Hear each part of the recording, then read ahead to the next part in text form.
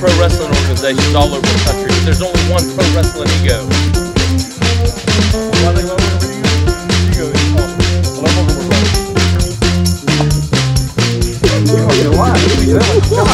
Yeah, I'm really emotional with that.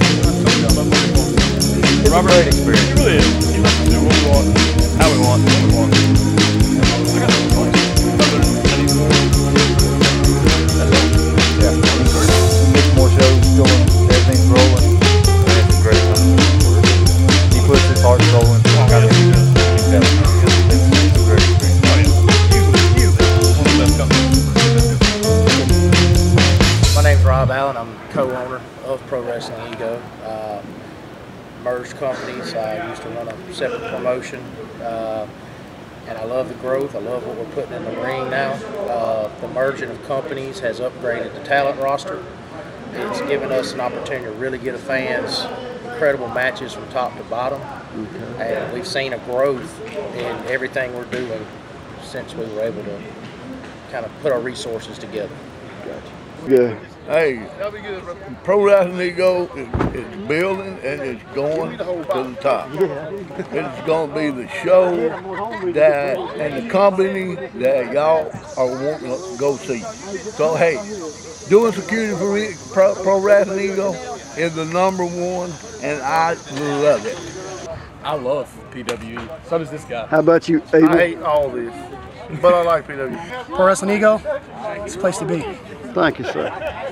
Go ahead. Hi, ladies and gentlemen. John Paul from Four Corner Photography. Been working with the boys over here in Pro Wrestling Ego for well over 4 years now. Running the roads of the great state of Mississippi, following all the great independent leagues that we have, from Clinton all the way to Kosciuszko and Winona, all the way down through, basically all of our great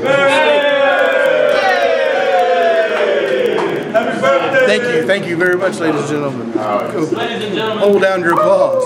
But it's been a wonderful time being with these guys. We've been up and down the roads, like I said, once again, through thick and thin.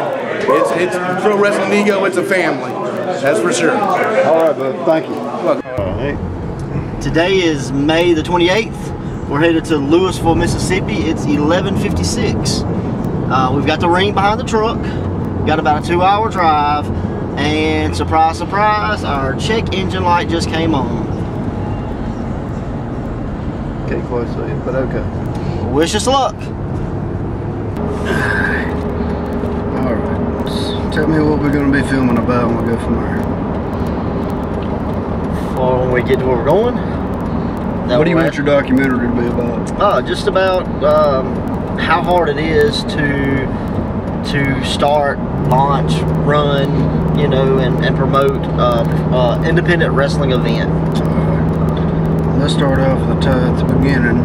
Who are you, your real name, and then your wrestling name? My name's Robert Wadsworth, and my wrestling name is Dynamite J. Andrews. Also in the wrestling business known as Nerdy, for those that may have don't know who J. Andrews is. And hey, bye-bye, camera. That's what I say, let me hold it. Alright, what you got next? Bumpy. Alright, where are you from? I'm from Mississippi, essentially. I've lived in Puckett, Tallahatchie, Pisgah, Pulaski, Morton, I've been around, so never really been one to stay in one place. Give me a little about yourself, your age, you're single, you're married, you got kids? 34, married, got 5 kids, 3 boys, 2 girls. The 2 girls are the youngest, very young. One is actually 3 months, the other one's about 17 months. So never a dull night at our house. My wife's name is Brandy. She's a teacher. I work for Lambton Love Gas Company in my spare time, I guess you could say. It's actually my full-time job, but I try to make wrestling and Pro Wrestling Ego my full-time job. So, fingers crossed that one day that's where it's going to end up. All right. Well, give me the story where the idea for Pro Wrestling Ego, where did it come from? All right. It actually started out as a joke. Myself and Joey Abel, aka Dinky Dalton, we were talking about joining the NWA and launching a promotion. And at the time, we had sent like word from the NWA or whatever, never really got back. Could be the possibility that the two NWA promotions that were in Mississippi at that time really didn't like me. They'll kind of remain nameless as if I can get by with it. I've said it one time. So we came up with the idea of doing NWA Ego, no weak athletes, extreme grapplers only. But trying not to, fan any flames, we shortened it to Pro Wrestling Ego, and the ego really means nothing. Other than the fact that in wrestling everybody has an ego, so it's kind of fit. I'm a huge fan of like Pro Wrestling Iron, Pro Wrestling Noah, Pro Wrestling Gorilla. Just the fact that it was pro wrestling and something. It wasn't the World Championship or the Worldwide or the Federation or Association or whatever. It was just kind of told you what it was right up front. So that's kind of where Pro Wrestling Ego started. All right, well, let me go back just a little bit because I thought about this and I never wrote it down, but you run another company. What was it called and why did you name it what you named it? Okay, started out, the very first show I promoted was Independent Championship Wrestling All-Stars, the ICWA. The reason that it became that is, one, everything that I Googled or looked up was already taken. But I was a fan of ECWA, which is home of the Super 8 tournament.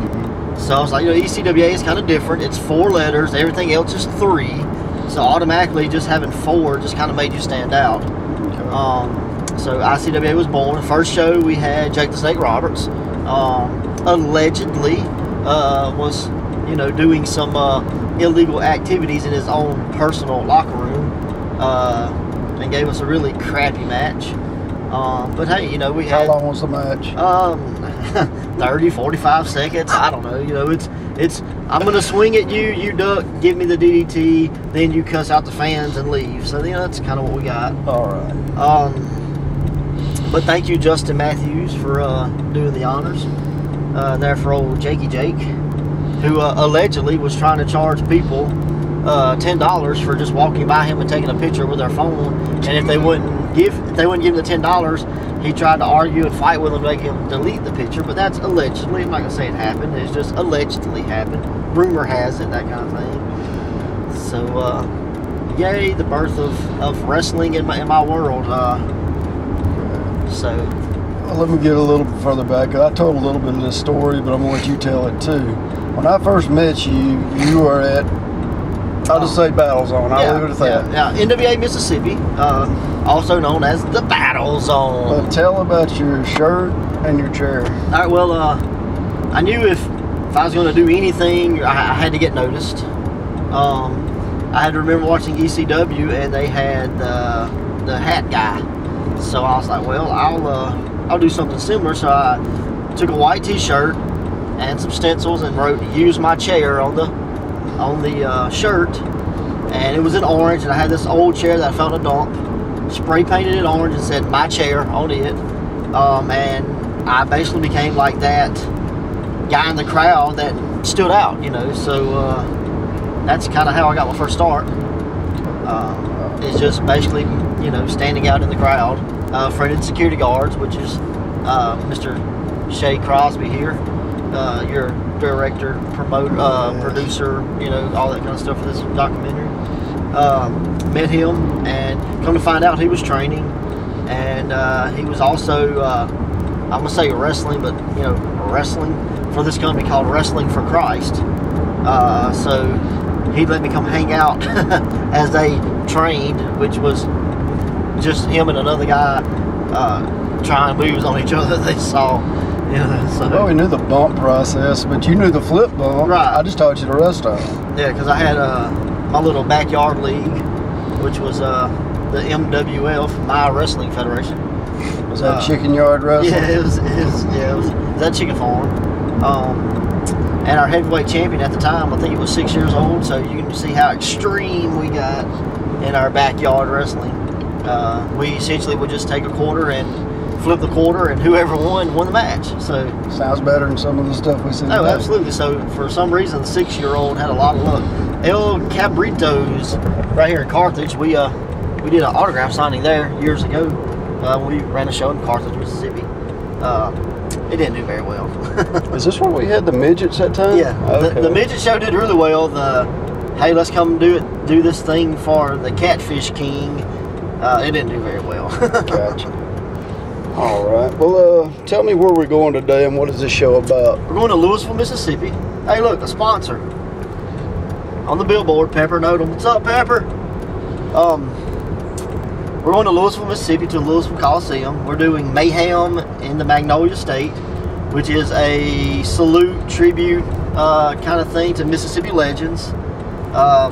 Notable Mississippi legends: Teddy Biasi, Kamala, Pork Chop Cash, Brickhouse Brown, Davy Rich, Davy Rich, and a few others that I don't remember off the top of my head. So we're going to do that. We're working with the Outlaw, J.D. McKay, on promoting this show. This is kind of his brainchild. So, we got our fingers crossed that it's going to be a good event. All right. Well, let's move on a little bit. It's, what makes Ego different from other Southern wrestling shows? I think the biggest thing that makes us different is the fact that we try to bring in wrestlers that you may have heard of. Not necessarily these big famous names, but the guys that are traveling this, on the roads, or they're hitting up as many promotions as they can. Guys like John Davis, Corey Chavis, Steve Anthony, Jackson James, Brady Pierce, Fred Yehi, Bold Brady, the Nightmare Jeremiah. Just guys that are not, hey, we're weekend warriors. These are guys that are really trying to get out and make a name for themselves.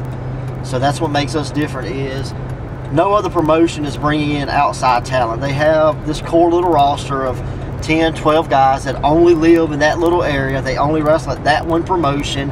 They never go to the gym. They never work out. They look like me. I wrestle in a t-shirt because I'm fat. But I try to only wrestle if I have to. It's not really what I set out to be. So that's my excuse for not looking good and being in shape. So you'll actually see guys that look like wrestlers at our show. So that's a huge, huge thing for Mississippi, because nobody else does it. I mean, nobody else is going to spend the money to bring in someone like a Steve Anthony or Jackson James or John Davis or an Odison. They're just not going to do it. They're happy with their free guys that come wrestle for free because they want to show the wife and the kids and the neighbor that, look at me, I'm a pro wrestler. So. Well, let me ask you something, because I know this was posted about this said show, but scared you're going to lose money. Do you always make money on your wrestling shows? What's the old saying? Does the bear poop in the woods? Yeah. We've lost money, we've made money, we broke even. I try not to look at it as a per show thing. I try to go, okay, did I make money this month? As long as at the end of the month I made money, then it was all a success. No matter if we won, if we made a lot of money on show A and show B, we lost, $400 or $500, $1,000, whatever. The most money I've ever lost on a show was about $2,700. It made me cry. Yeah, but it's a labor of love, so I can knock on wood, which I don't have any wood in here, but so far, this is May. We've had 10 or 12 shows, and every show's been profitable. So literally have 2 this weekend, right? Yeah, 2 this weekend. We got tonight in Louisville, tomorrow night in Canton, which is May the 29th. I know this is going to come out way after May the 29th, but hey, if you're watching this and it's not May the 29th, come to Canton. Check it out. They got a time machine. Time machine. If you got the Wayback Machine with Mr. Peabody, jump in it. May 29th, Canton, Mississippi. It's going to be good. Well, this kind of stays in the same area, so let me ask you this. You aren't a rich man, so where do you get the money to run your wrestling shows? Luckily, thankfully, we've the last year, we've had quite a few sponsors that have said, hey, we like what you're striving for. You give back to the community we want to be associated with. Let us help you. So that's helped a lot. The other way is work, save. I don't drink, I don't do drugs, I don't have any bad habits other than wrestling. So, I save my money. Gotcha. And I guarantee if I book you, whether there's one person or 1,000 people in the crowd, you're going to get paid. So I'm not one of these shady promoters that go, sorry, brother, the house was down. No, I say, sorry, brother, here's your money. I hate that there was nobody here. You're not the beginning of the wrestler where he gets paid and this just comes up short. Yeah, oh, hey, brother, you shorted me. Oh, sorry, the house was down. No, the house is never down. You always get paid with us. Well, I'm going to stick with this because it keeps with the pay thing. It says, what is your way of paying the wrestlers? Is it a set amount or do y'all work out a deal? Because people ask that kind of Every wrestler has a different price. I prefer wrestlers that are willing to work with what we can give them kind of deal. I got you. I do have wrestlers that want a set amount. I can say some of those wrestlers that say, hey, I need you to guarantee me this much money, have actually lost money because the house might have been good, you know, and there might have been more money than I expected there at the door. So they would have made more money. But on the same side, there might have been times where they have lost. So Gotcha. it's kind of 50-50, you know.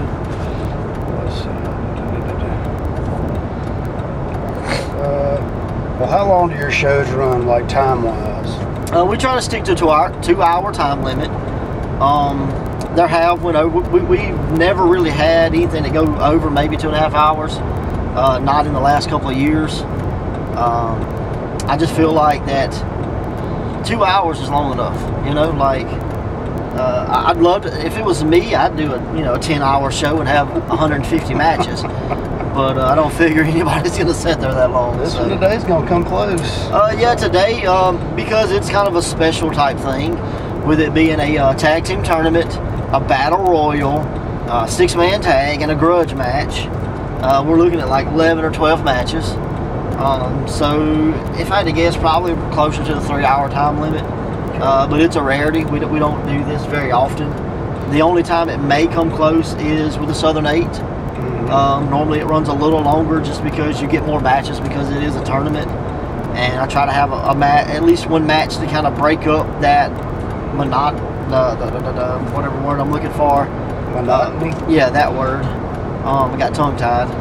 Just so it's not tournament. You get a little break in there, so it normally runs a little longer. But other than that, 2-hour shows. Well, speaking of tournaments, because I hadn't wrote this down, and I'm glad you said something, but tell me about the Southern 8, where and how you come up with it. All right, like I say, I was a big fan of ECWA and the Super 8, and getting started, I wanted to be able to promote Southern wrestling. You know, like if you're an independent wrestling fan, you know that there's stuff in New York and Pennsylvania and that, and you know there's some stuff over in California and a little bit there in the Midwest, but you know, and maybe Florida, but maybe a little bit in Texas, but you don't really know of anything in the South. So my goal was to try to do a tournament once a year, bringing in at least one wrestler from 8 different Southern states, and either you were a Southern wrestler or you predominantly wrestled in the South. I mean, we had Blaine Rage wrestle one year. He represented Florida, although he was from New Jersey. So, but he predominantly wrestles in the South. So the idea was just to do that, and this year, 2016, would be the 5th year. So hopefully, if everything goes well, we're trying to track down each winner and the last 4 and have them in like a fatal 4-way to see who like the best is out of the last 4 years. Okay. Having a little bad luck getting in touch with the 2nd winner, Mr. Sugar Dunkerton. So if you're watching, Sugar, hit me up. So if that works, we get in touch with Sugar, then we got it set. If not, I'm gonna do something different. But this year,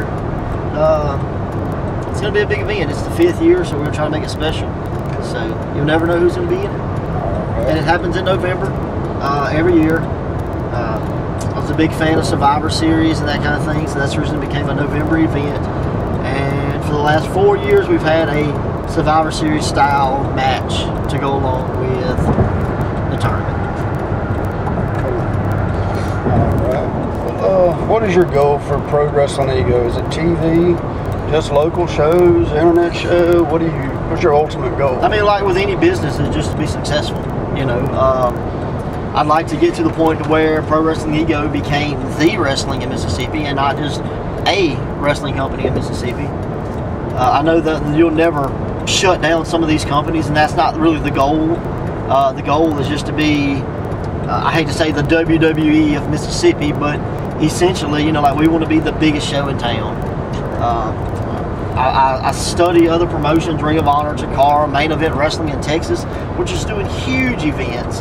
Wildcats, PWX, I mean, I'm a student of the game, so I try to study those businesses that are successful and try to apply what I learned from them to what I'm doing. So hopefully, you know, the end game will be to, you know, have 2, 3, 4 shows a week, every week in a different town, and have a little territory where, you know, once a month, you know, we're coming to your town and there's, you know, 5,000 people sitting in the crowd. So ultimate goal, you know, if that includes TV, internet, you know, television, you know, whatever, I mean, just how it flows is where we go, you know. Well, let me ask you this. You as a promoter, that I can think of off my head, there's 4 promotions in Mississippi. Do you think they could ever get together and run a big show? I want to say no. I want to say no because nobody wants their promotion to look like the lesser promotion. But with that being said, tonight at the Mayhem in Magnolia, there's actually going to be several promotion representatives. So, you know, there's hope. Okay. You know, I just always thought it'd be cool, you know, because some are good and some are bad. I'm not going to name names, but you know who they are. Absolutely. I think the worst thing would be is, I think it could happen. I just feel like there's Brit. What's up, Oblivion? Lost my train of thought. The biggest thing would be to find the town to do it in, because if you have fans from this promotion, you know, that's say if you did Jackson, a central location for the state, you know, you're not. I don't think you're going to have fans from a promotion that runs 4 hours away willing to drive to this event. Like they had to be hardcore fans. Right. So the fact of, instead of spending all that money to do a super show where nobody knows their names, I think, you know, your best option would be to do a super show under one brand name and feature maybe wrestlers from other places that people might have heard of. So, with that being said, I think that may be the downfall to the super show. I've seen that happen before too, remember? When they were trying to compete with Vince and like all these other little promotions, trying to do the pay-per-views. Right. Got there, no guy wanted to put over another guys. You have the AIWF and the NWA right now that does these super show kind of things. Like we went to North Carolina for AIWF and we were part of that. They had a 6-man tournament, and you know, there's nobody from Mississippi came there. You know what I mean? Like there was no fans from Mississippi that was willing to drive the 13 to 15 hours, whatever it was, to North Carolina to watch this super show. So it only benefited that one promotion in that one town with those fans. So and I mean, there was promotions from New York, Texas, Mississippi, you know, Illinois. I mean, AIWFs, you know, they're a smaller, but they're bigger, if that makes sense. You know, like they have. It's the reason we left the AIWF. One of the reasons, not the only reason. One of the reasons is just it was hard to promote 2 brands. But they are more of a quantity over quality. So there may have been a promotion that had a reputation that I didn't want to be associated with.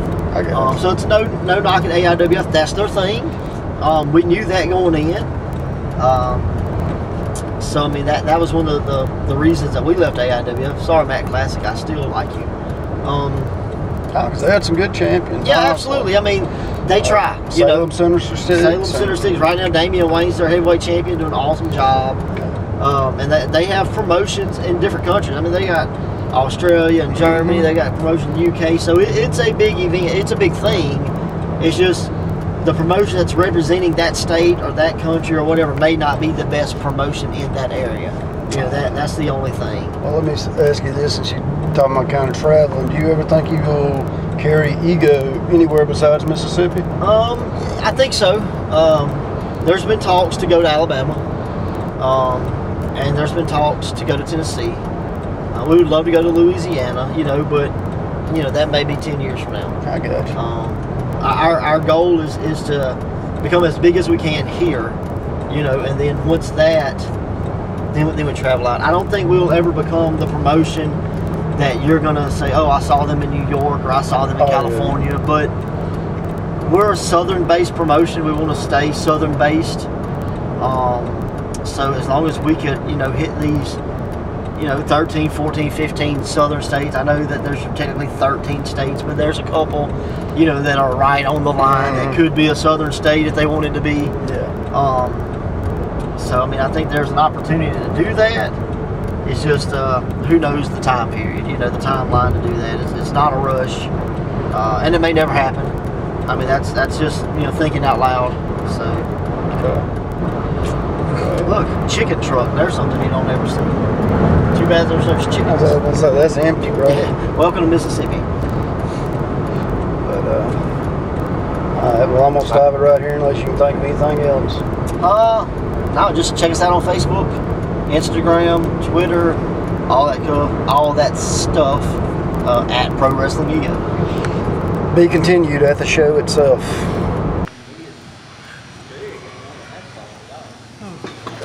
Everybody want to be a wrestler. Nobody wants to do the work.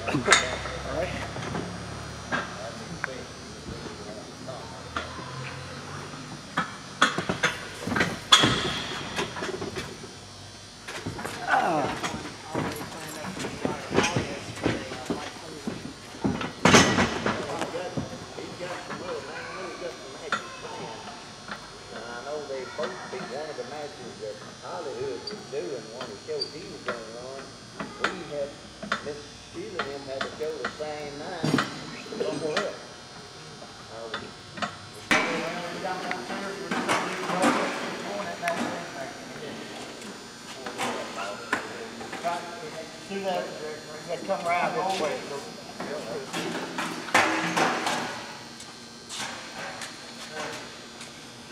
A lot of hard work goes into putting on a wrestling show.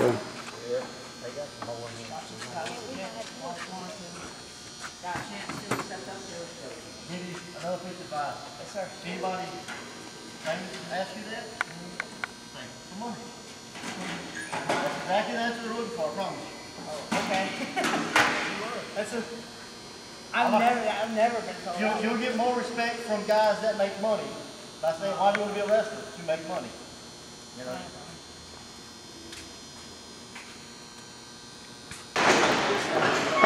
Pork chop cash.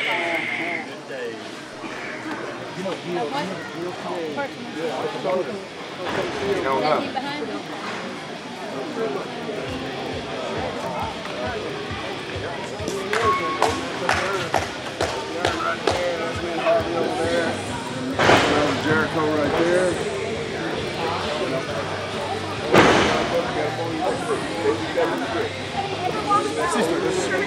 Hold on. Right, thank you so much.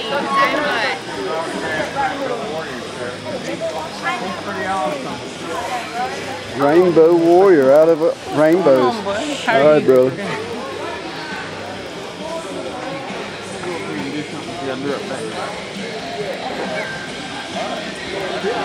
They may be Cobra and Scorpion's babies.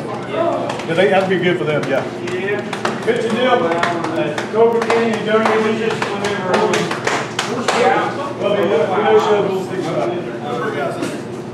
Yeah, no, Rick wants a street fight with somebody who can work. I don't have him out of here. I can't work for him. So it's back to square one. We're back to square one. Let me have this. You don't want to die. Hey, wait a minute. I'm in the dressing room now. What time does the wrestling start? 6:30. On the dot. Tomorrow. 6:30. Yeah, that's what the wrestling's made. Dangerous we started about 11. We were doing pretty good. They're just champion or whatever. You gonna put it on him? Yeah, Richie beat him. Yeah.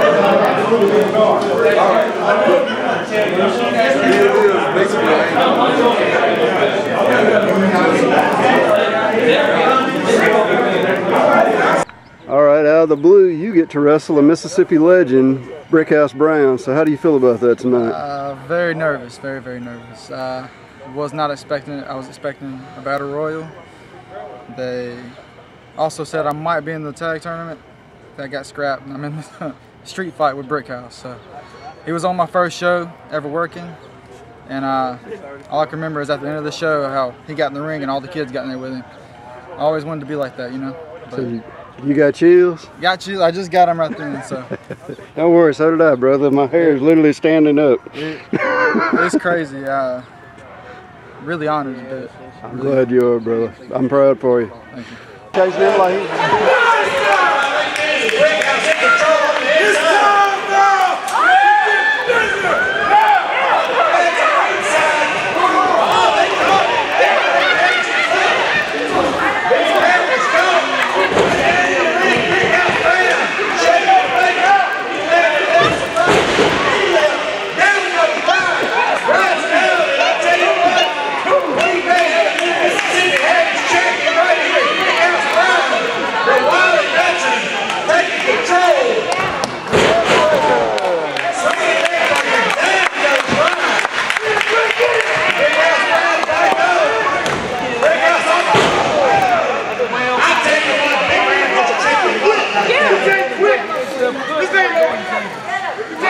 Would you mind telling him what you think of him in person? Very good, man. Did you enjoy the match?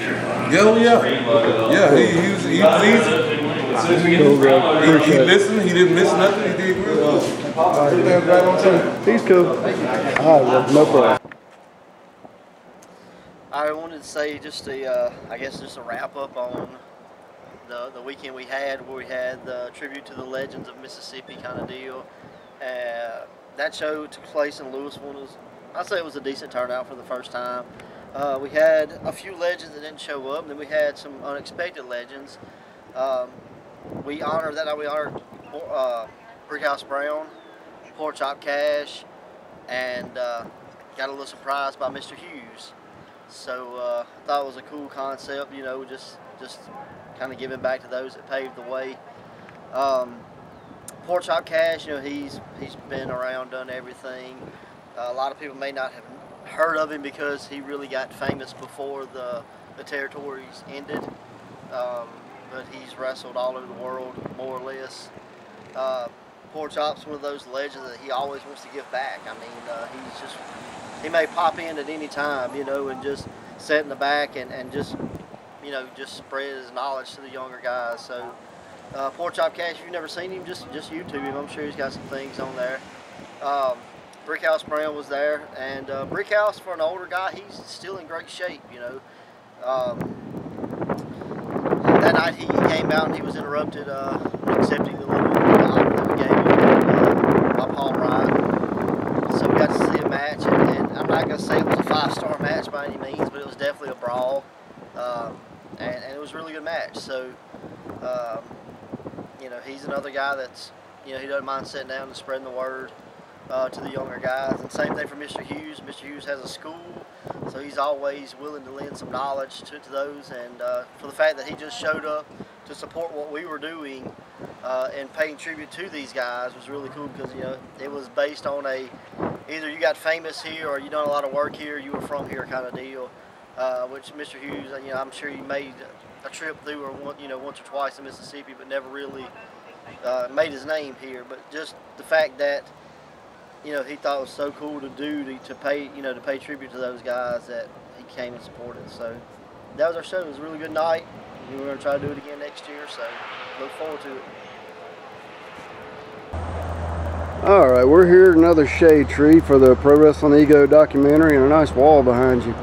So tell me about some of your injuries yourself have had, and then tell me about some you have seen. I've had my left eardrum busted. It was busted during a match. I got slapped basically on the side of the head. Had to have that surgically repaired. I've had bone spurs in both elbows. I've had my teeth put through my lower lip.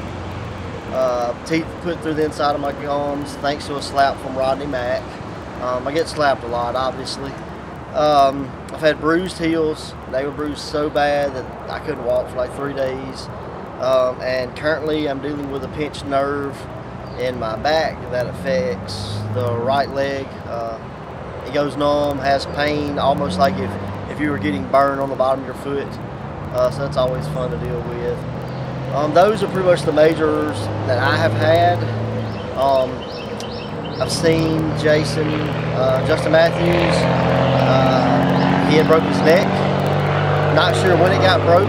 Just he continued to have problems and went to the doctor and said that his neck was broken and healed back. And he was told to basically retire. Logan Creed blew out his knee. Also, I saw him get hit with a bat by Cody Kruger, a barbed wire baseball bat, and split his head open. There's a referee one time turned wrestler. I watched him get his leg broke when he bumped really weird.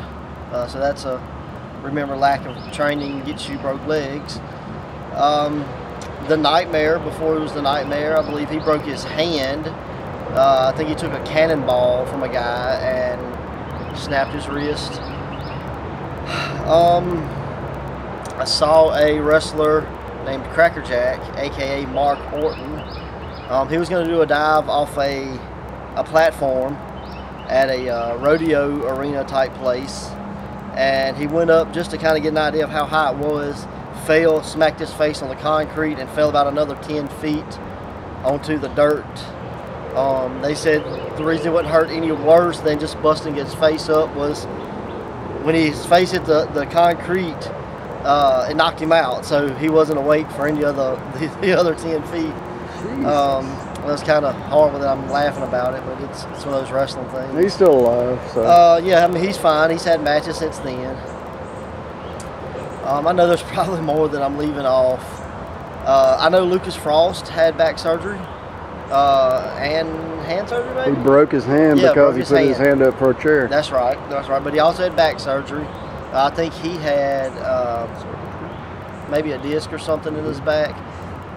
He had foot surgery, leg surgery. So I'm not sure what that was about, but I think it was all wrestling related.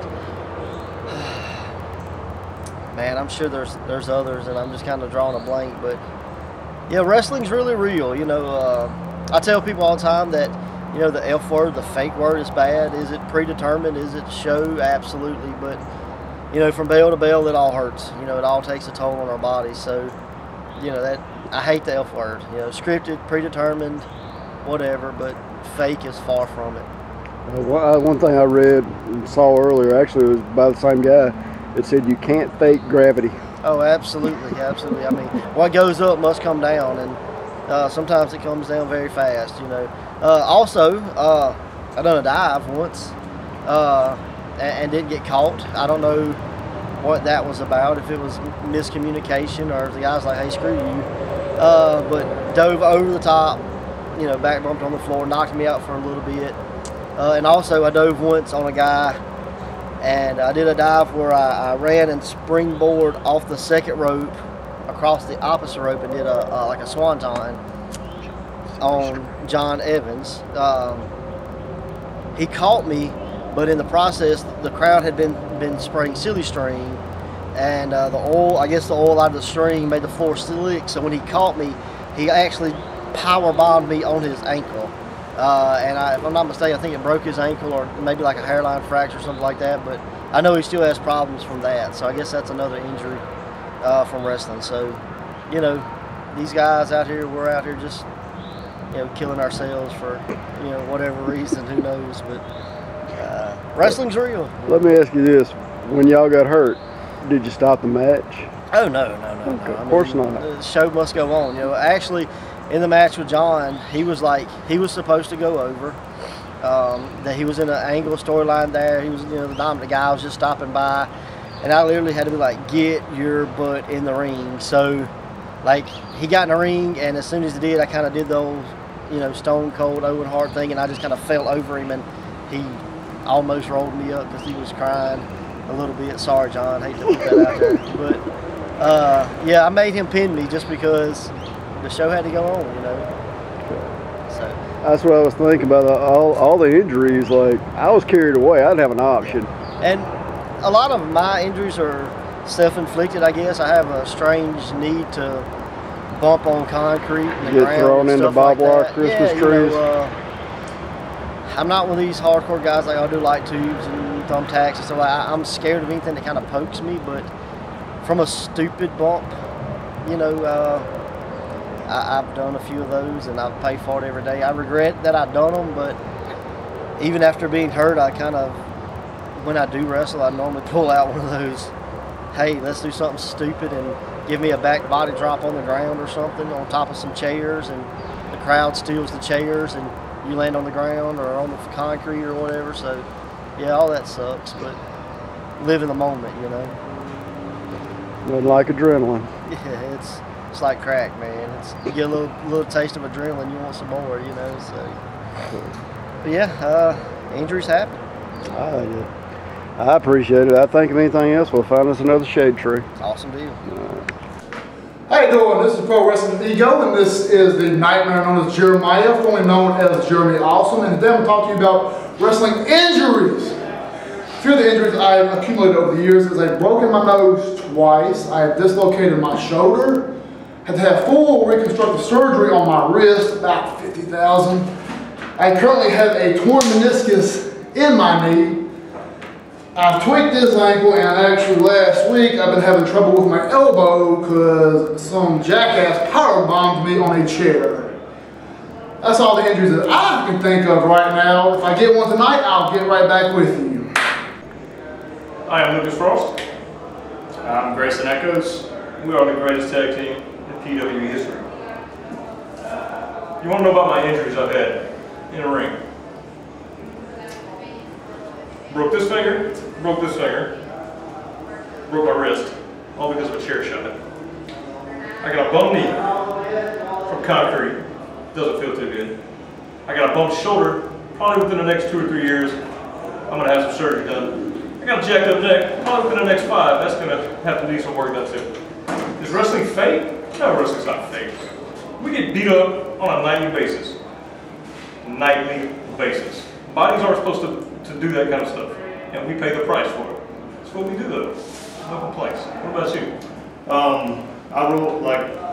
I've hurt my ankle very bad in a match, like it swelled up, and I had to loosen up the boot afterwards, let it at least breathe because it was swelled up. I could barely put any weight on it. When I stand, that's as far as my ankle bends. This one can go all the way to the floor. I took a very stiff DDT and cracked a vertebrae in my neck, and I couldn't, for 3 months it was looking around like this. And, I couldn't move my neck. Some of the slightest movements hurt, and I agree with him, it's not fake. I know a lot of people want to say it is, but some of the the training is what really thins people out, because some people can take the pain, some people can't, and it's very painful. Oh, I can do all that stuff. I can fall down, and I can run 100 miles an hour across these ropes, and I can take all these moves. No, you can't. We've seen it 100 times. Ask anybody who's in the business. They've seen it 100 times. You're not so tough. You can't do what we do and enjoy it. Wrestlers are a little twisted like that. Yeah. Anything else? Fingers, not broken, but You should break one. It feels great. Sprains, twists, cramps, anything you can think of, like it happens in the legs, the ankles, wrists, elbows. I have tendonitis in my elbow because somebody locked in an arm bar very tight, bent my arm the wrong way. And now, I have to watch how I squeeze, even towels. If I'm bringing a towel, I have to watch how I squeeze that because, tendonitis from wrestling really messed my elbow up. Cool. Thank you, guys. I've only had one injury since I've started. It was actually in my very first match, and it was with my brother. He gave me a DDT, and I took it wrong, separated my shoulder. It was painful. Didn't know what happened. I didn't even go check on it for 2 weeks, and then I finally went and checked. And they told me I needed to take it easy for a little bit. But other than that, I got it again. Still taking DDTs exactly the same way. But hey, that's how it works, man. Injuries I've suffered over the 14 years has been I've almost cracked every rib Broke at least 4 that I know of. They're crooked, you feel up and down, you can tell where they didn't grow back right on the side. I have nothing left in my knees. Knees are completely just bone. Gashes in the head, split wide open. You just have to super glue it back and hope for the best. Chipped elbows, that was a big thing when I first started. The normal sore back. Luckily, knock on wood, I haven't had serious back injuries like some, or neck injuries, knock on wood again. Broke toes, broke fingers, that comes with it. That's about it. What's up, everybody? This is the Aztec Warrior, Alex Cruz. And I want to talk to you guys about professional wrestling. A lot of people throw the word around fake. But honestly, if it was fake, tell me how I was able to break my nose in the ring and suffer that injury, bleed in the middle of a match, finish the match, and I still was wrestling while I was healing. My nose still was a little crooked, a little out of shape, but that's a scar from being in the ring. A few months ago, pinched a nerve in my shoulder, lost strength in my right arm, still going to the chiropractor to try to get my strength back. Making a good recovery, but it's going to take some time. What we do out there, we put our bodies on the line each and every day to entertain the fans. And we do it because we love it. Please support us. Continue supporting indie wrestling. This is as real as it gets. Hey guys, Lucha Lacura here. I just wanted to let you know a little bit about myself. I've been doing this for 16 years. And when they say don't try this at home, I'm telling you from the bottom of my heart, do not try this at home. I've had injuries. I've had fractured ribs, strained ankles. I've dislocated my elbow coming off the top rope from a leg drop, where my arm was going the opposite way, and that happened during the match. I've had teeth falling out. My tooth went through my lip, busted eyebrow, multiple concussions. I've been doing it for a long time, and what we do out there is a very high risk entertainment and sport, so do not try this at home.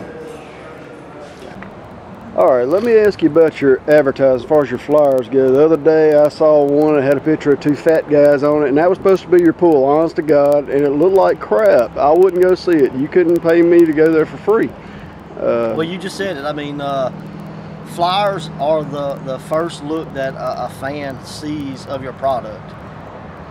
You could have really crappy guys. If you had an awesome flyer, you may have people that would come at least give it a shot once.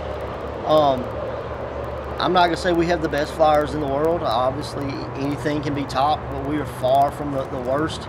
We have to thank Bobby Wayne Truemark at Derby Designs, former, Wrestling Monkey Designs. He does great work.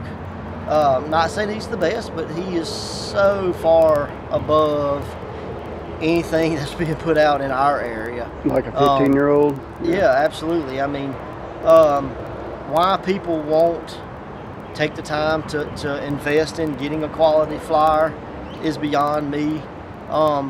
Even when we started, our flyers weren't the best, and Bobby Wayne will tell you, it was a learning process. He knew graphic design, knew a little bit about it, but he never had enough to let's practice on all the time, but over the last 10 years, I mean, he's gotten great with it,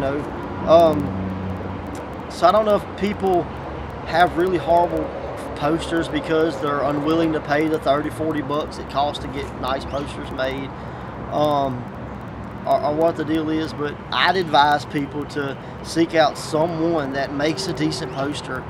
Give them the 30 bucks. Trade them tickets to your show, whatever. I mean, watch YouTube and teach yourself how to get better if you're making them, but flyers, it's definitely important. We actually started out, as bad as say, advertising was not our biggest, our budget wasn't for advertising. Our budget was for getting wrestlers there and getting the building, that kind of thing. And it's kind of stupid because you could have WrestleMania. If you didn't advertise, nobody's coming, but in the past, we've learned from our mistakes, and we really have a guerrilla marketing campaign. We are word of mouth, you know, if we can get on any kind of show, radio, TV, whatever we're hitting it, you know, we're tagging people in cars, you know, we're doing the social media, we're doing the YouTube and Facebook and Twitter and all that, but definitely put some money toward advertising. Our budget has grown from the past from, you know, like $2 for an advertising budget to now we spend close to $200 to $300 on advertising per event, and you can tell the difference. You know, we went from crowds of 20, 30, 40 people to crowds of 200, 300 people. So just, it made up for it. You know, it definitely helps to put that extra into your advertising. Well, cool. Appreciate it. Awesome. All right, let's try one more time. Finish that story. All right, but like I was saying, you know, if I've always been the one that I didn't want to come to a town that was close by and just be like, oh, this other company didn't exist. I've always tried to, you know, put that other company in with ours, or book some of their talent, or even, you know, advertise for the show they have after I leave that town or whatever. Like I said, I've lost a lot of so-called friends. I say they would be friends if they wouldn't take just stuff personal, you know. They don't view wrestling as a business. It's all like, oh, it's only me and there's only 10 fans, and if you run, then you're going to steal my 10 fans and that kind of thing, or you're going to come in and put on a higher quality product, or, you know, your show is going to be better ran, that kind of thing. So that, you know, they get mad at you, and it's one of those things, you know. But over the course of time, you know, I've grown my company to where others haven't. But yeah, like I say, I've got people now that, you know, they won't speak to me. If I come to a town and they're near, they'll come take down posters and, you know, try to spread rumors and start this. And I've had one lady who ran a company, you know, she told one of our sponsors that, you know, that we were all a bunch of child molesters and that kind of thing. And, you know, when I proceeded to tell her that I would kill her and burn her house down, that she kind of changed her story. I've had people, you know, just jealousy. You know, there's a lot of jealousy in wrestling. Like nobody sees it as a business, and that's what's wrong, especially here in Mississippi. You know, it's not of, hey, let's grow our business, let's be successful. It's hey, how can I come in, get over, make a little money, and rip somebody off, or, you know, or maybe not even rip them off. Maybe that's not the mindset, but there is that in places. But a lot of it is like, I want to come in and get myself over. I want to come in and I want to book everybody that's crappier than me, that looks worse than me. You know, I want to get them to, you know, come in and work for free and put myself over. And that's where I've caught a lot of heat, is because I actually pay people. I mean, you believe, it's hard to believe the amount of heat that a promoter gets by trying to be honest and fair and saying, yes, I'll guarantee you this much money, and actually paying the people that money, you know. But yeah, heat's really, you know, maybe heat's realer than the violence. I don't know that you see, but I just thought it'd be cool to kind of touch on that. So. Cool. Hold on. All right, I know every promotion says, hey, we've got the best fans in the world, and, you know, for what they're saying, it's true, you know, but we have to say that same thing here at Pro Wrestling Ego. Our fans dubbed the Egomaniacs. You can't say enough about them. You know, without them, without the fans, you know, you have no product. Have the best wrestling in the world, nobody comes to see it, it doesn't matter. I think in the documentary you're going to get to see a couple of interviews from some of our more loyal fans, those that are almost at every show. No matter how far a drive we are for them, they're there. So to those fans that go beyond, you know, where they have to go to be a fan, thank you. Say that one more time. Oh, man. Let's get ready to rumble. Hey, I'm suited up, man.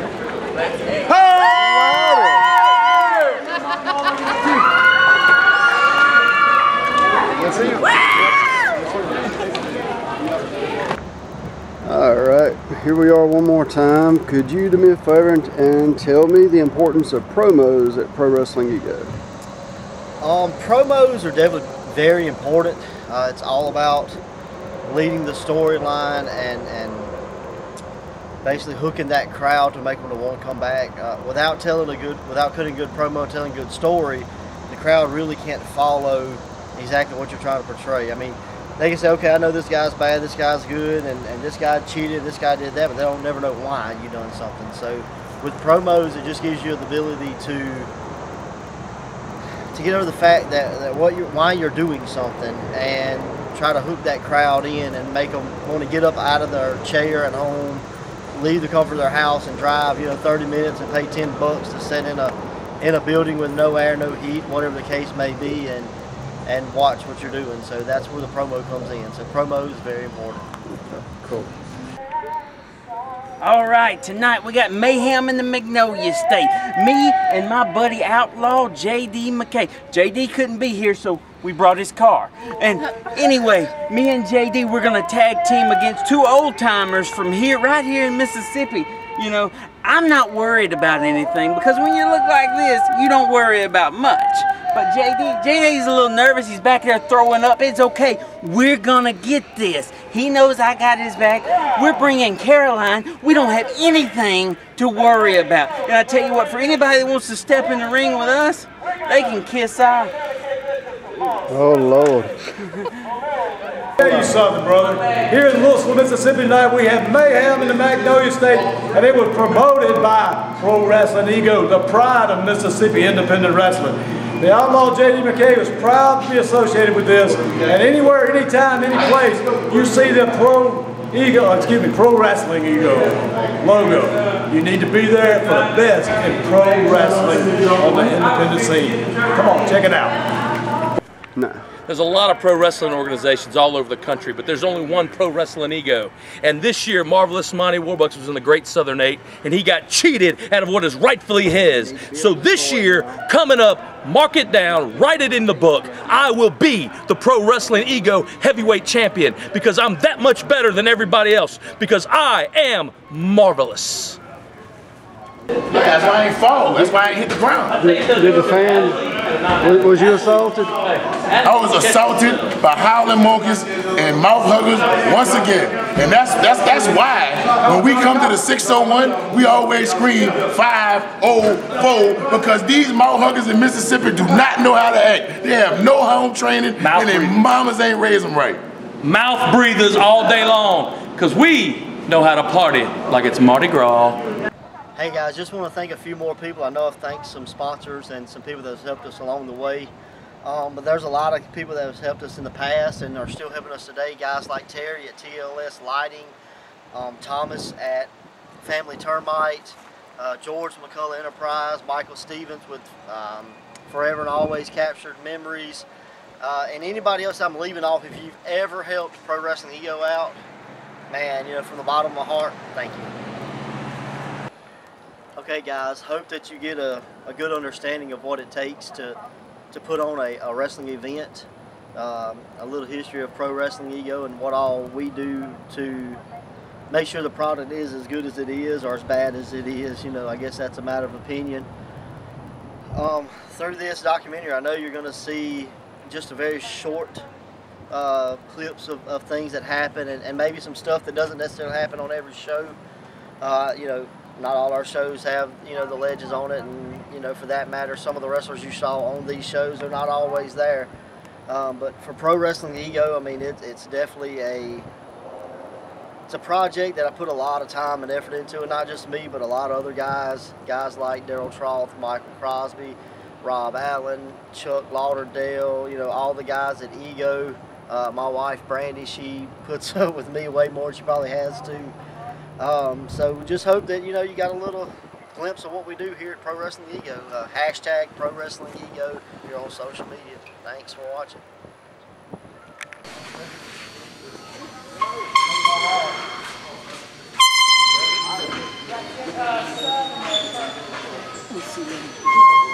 I can't hear him right either.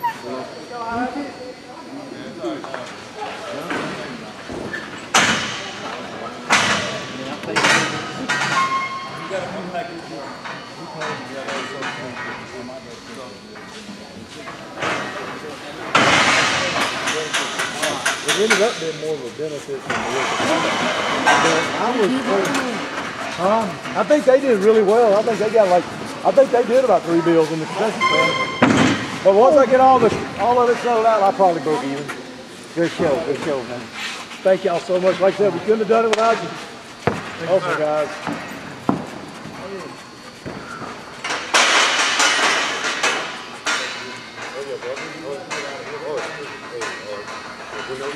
I'm on the clock.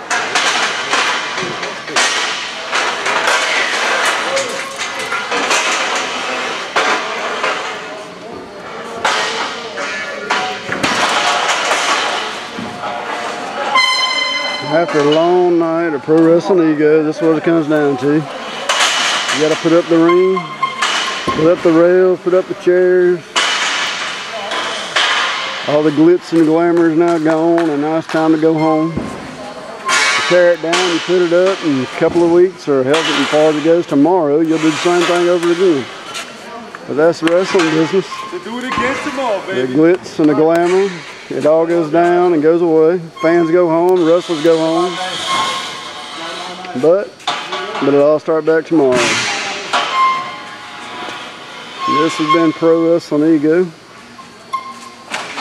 Magnolia, Mayhem. Mayhem and the Magnolia. Saw matches that you never thought you'd see. One old boy got to outlive his dream tonight and got to wrestle Brickhouse Brown. That was something. He showed me more than I thought the boy had. I was truly impressed with him.